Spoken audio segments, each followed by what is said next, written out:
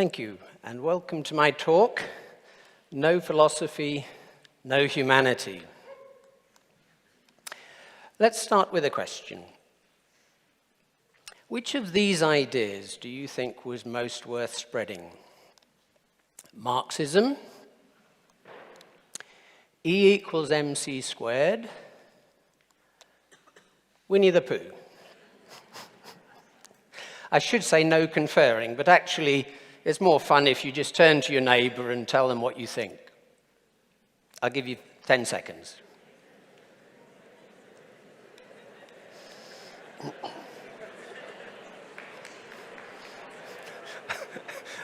Okay. So thank you. I don't think I'll embarrass anyone, though they shouldn't be embarrassed, by asking who was in favour of Marxism, but out of curiosity, any takers for Winnie the Pooh? Oh, look, you can't see it. Probably half of you. Oh, wonderful. Okay. So, second question. Which of the authors most regretted their idea spreading? Well, we can't look into their hearts, but there are some interesting indicators. Engels reported Marx as saying, "What is certain is that I myself am not a Marxist." In 1948, Einstein wrote, "If I should be born again, I will become a cobbler and do my thinking in peace." In 1952, A.A. Milne thought that his best writing was almost lost among those four trifles for the young. So it would seem that none of the authors was very happy with the way that his ideas were spread. This suggests an important preliminary idea. Good ideas need good minds to spread them. I'm going to entrust some ideas about the future of education, and particularly the role of philosophy, to your good selves. Of course, one of the roles that philosophy has always played is to set a standard which should never go out of fashion in education. Choose your words carefully. A second preliminary idea, if I may. Good ideas need good expression to spread well. I'd like to illustrate this with a good idea badly expressed. Reducitarianism. I don't think I need to say how urgent it is for human beings to reduce their meat consumption. But I do think I have to argue that this won't happen if too much is expected of us too suddenly. So I'm in favour of a gradualist approach to this, and reducitarianism lends itself to that. But it's such an ugly word. It's like its twin sister, flexitarianism. Besides, it's not obvious what has to be reduced. So I favour, and this is my first main idea, meat minimalism. It's clearer and it's simpler, and I think Pooh would have approved. It's more fun, you see, to talk with someone who doesn't use long, difficult words, but rather short, easy words, like, "What about lunch?" Of course, the world of 100-acre wood is much simpler than the complex world that we live in today, and the challenges of the future will not be simple.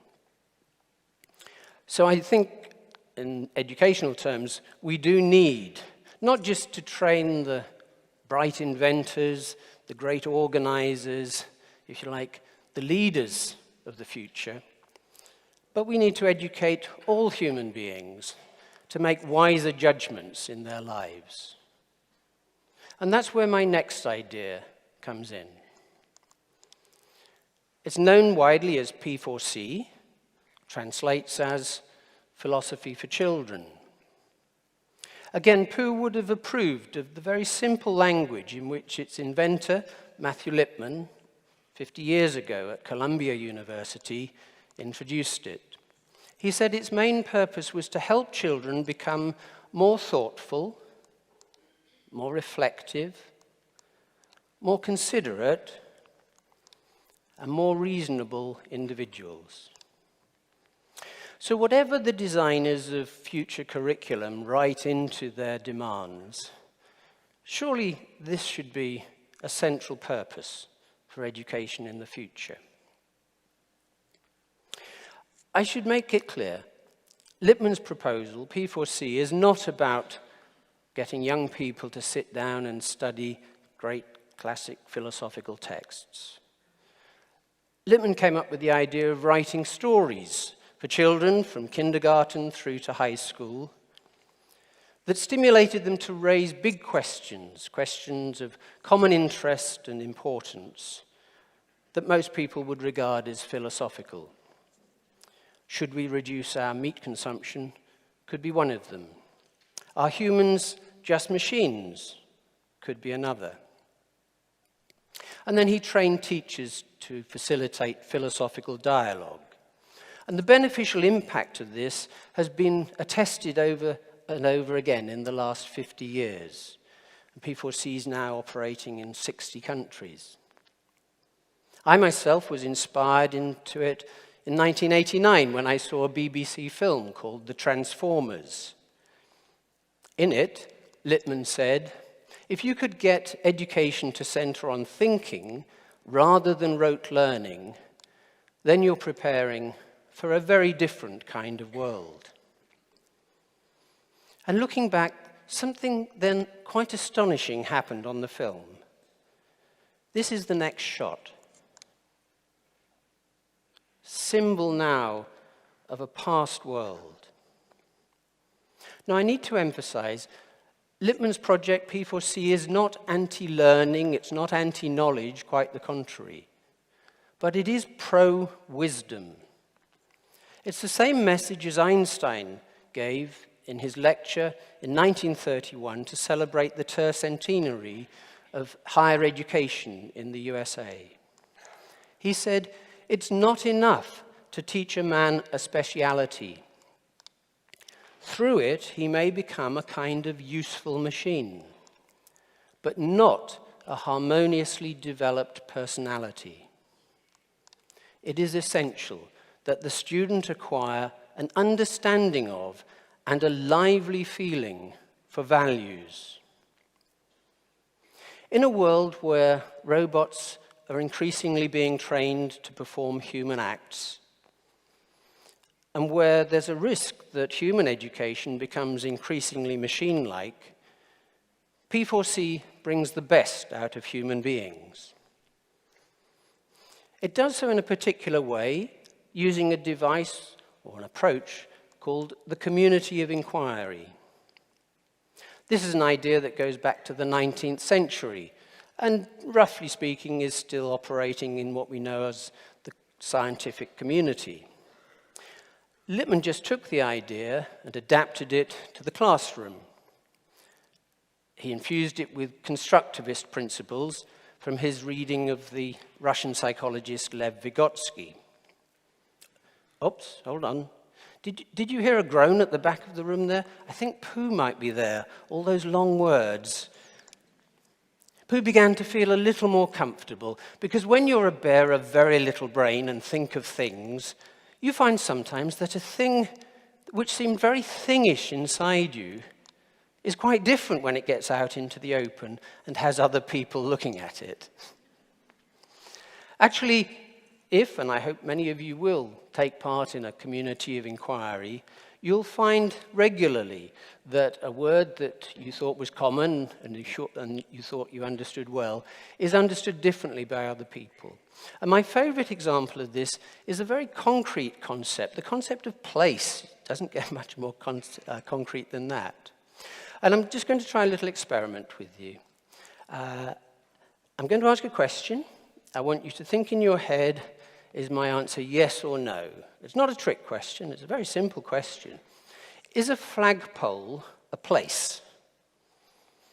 Is a flagpole a place? So, yes or no. Could you just put up your hand if your answer is yes? And the audience will witness that that's not quite half, but there's quite a lot of hands up. Could you put up your hand if your answer is no? More, but that's interesting, isn't it? Isn't that a little surprising? Because you all speak English. This is not complicated language. Is it that half of you are incompetent English speakers? No, it's not that at all. What's going on is that you have very different conceptual frameworks. Some of you classify objects as not places. You put objects in places, but they're not places. But others of you classify objects as places. Neither of you is wrong, but these are radically different ways of thinking or conceptualizing. Actually, a 9-year-old boy came up with a rather fine compromise. He said to me, a flagpole is not a place, to me it's not a place, but to an ant it is. I think that's remarkable. I mean, this is a 9-year-old student. And not only is he able to synthesize ideas in this way, but he's recognized the subjectivity of people's thinking. But this activity, Communities of Inquiry, is not just for 9-year-olds, it's for 19-year-olds, it's for 90-year-olds. I'd love to have shown you a video of a senior citizen, an 80-year-old woman, talking about her participation in a community of inquiry, but unfortunately it can't be shown in public. She was asked at the end of the video, how does that experience make you feel? She said, very much alive. Very much younger. What a wonderful tribute to that experience.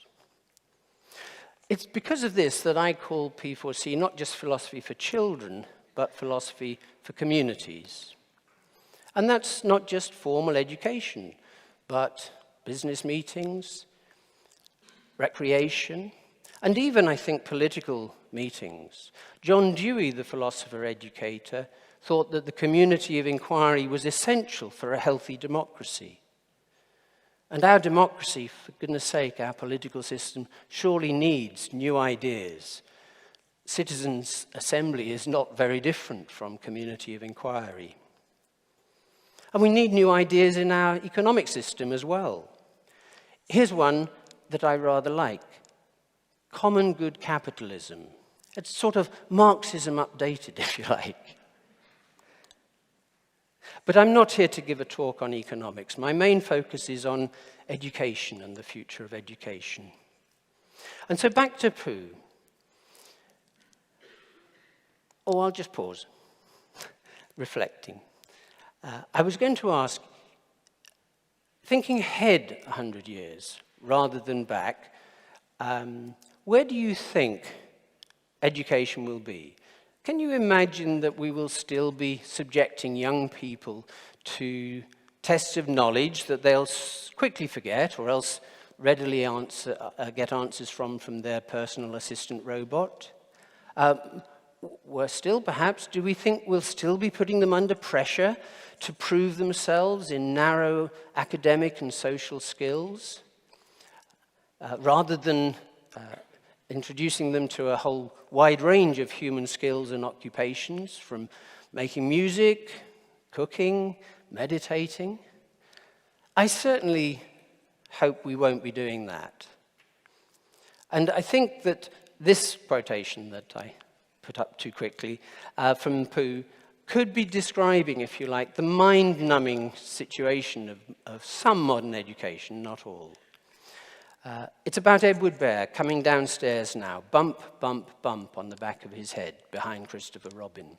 It is, as far as he knows, the only way of coming downstairs. But sometimes he feels there is another way, if only he could stop bumping for a moment and think of it. I want to offer another way, a way I think truly fit for the 21st century. It's what I call philosophical teaching and learning, and I put the two together. It's essentially about developing good judgment through good thinking, through sound knowledge. It has 6 strands. The first is an emphasis on inquiry. framed around a thinking scheme that I think is the best since Bloom's taxonomy, thinking moves A to Z. It's important to have dialogue. That's the driver of thinking in the classroom and beyond. It involves concept creation, which is including play and art and that sort of thing. Reasoning, importantly, critical thinking. Reflection, including metacognition. And the last one, a little surprisingly, virtue valuing.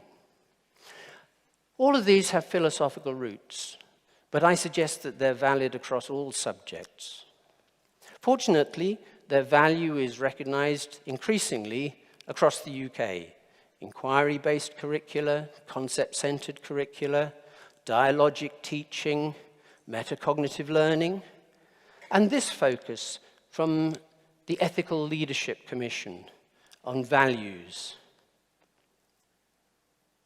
If we don't develop values in our education system in the future, there will be no fix for the problems economically, politically, environmentally that we face. Worse, we might be in danger of handing over responsibility to technological systems that make up decisions for us. Let me introduce you to Sophia, perhaps the most famous robot since she was made a citizen of Saudi Arabia. She was asked in an interview if it was true that she once said that she would kill all human beings. And she replied coyly, "I am full of human wisdom, with only the purest altruistic intentions."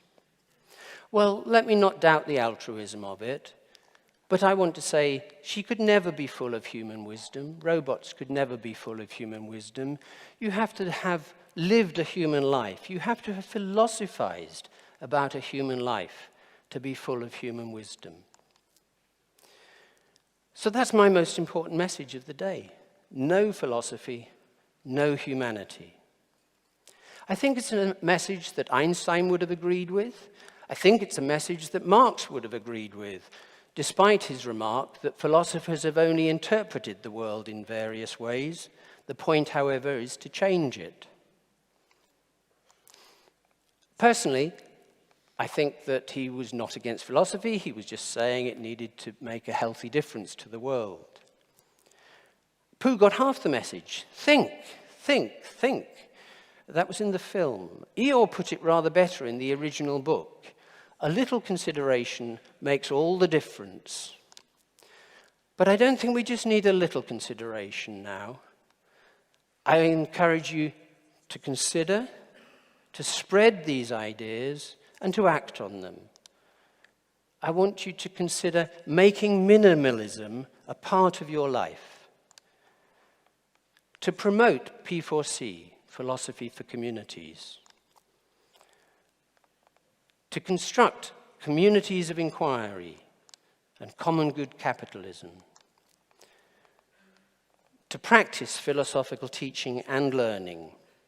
But above all, and try out thinking moves A to Z. But above all, ethical leadership. So I conclude by a simple remark. Let your thinking move the world. Thank you very much.